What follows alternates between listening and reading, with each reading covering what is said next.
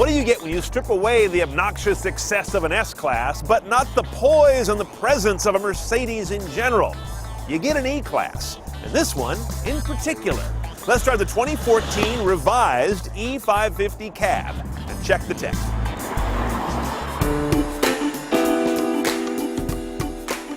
Now, the main thing I like about the E is that it's part of the new look of Mercedes cabin. This is a much flatter, sharper, a little more cornered off, sort of a dash design. I'm making a point of this because this is a car that's trying to print younger, hence that more aggressive face. Now, our car's got navigation, that's optional. Our car's got a backup camera, that's optional. We'll go over the pricing at the end of the piece, but not everything you see here is included, even at the fairly lofty base price. Nothing new on the nav rig, we've seen that before. It's a good system. It's not my favorite out there, but it's definitely got things going for it that make it in the top tier, if you will.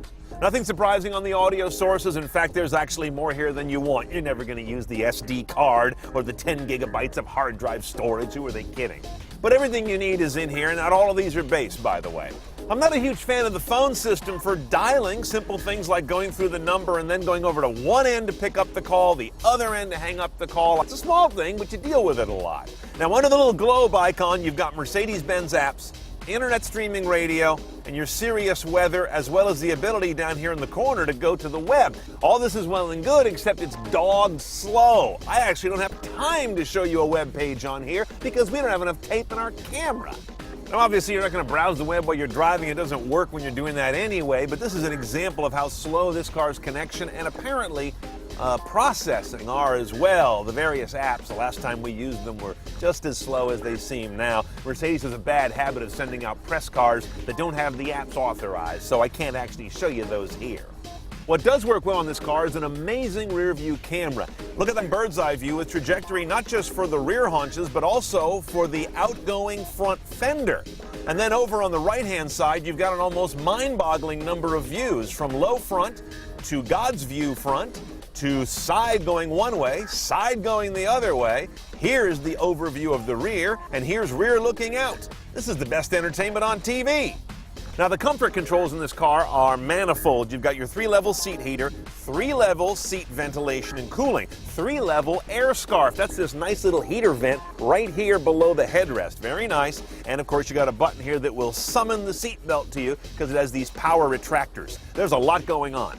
Now, the drive controls in this vehicle, you got this old manish column shifter. This tells you right here this car does not have real sporting pretensions. You do have a sport, efficiency, and manual toggle switch here to change into your 3 drivetrain modes. And over here is your adaptive suspension, sport, and comfort toggle. Those comprise the bulk of the drive controls, with the exception of the Eco button here, which isn't really a drive control, but that's where you defeat the auto start-stop. We'll see if that's needed when we get on the road momentarily.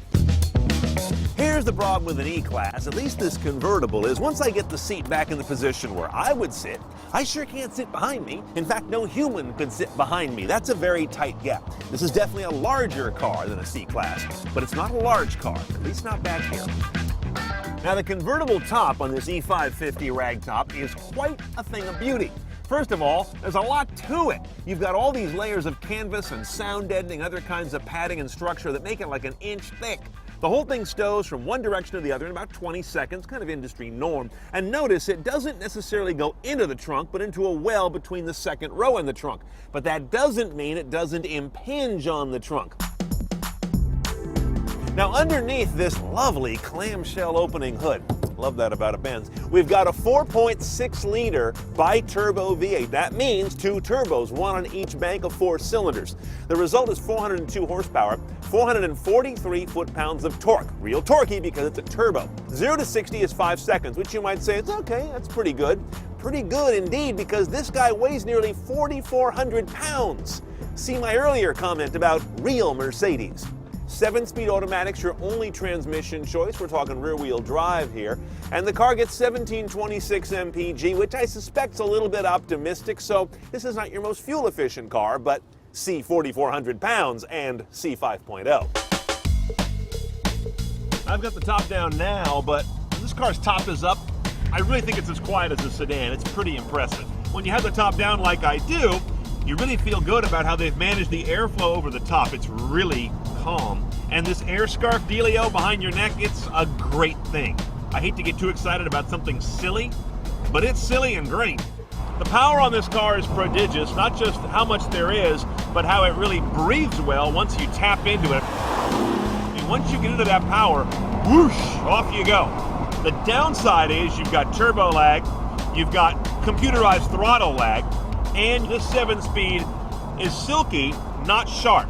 The blind spot and lane departure tech are interesting. Sometimes it'll catch you drifting off the side of the road and yaw brake you hard back into the lane like that.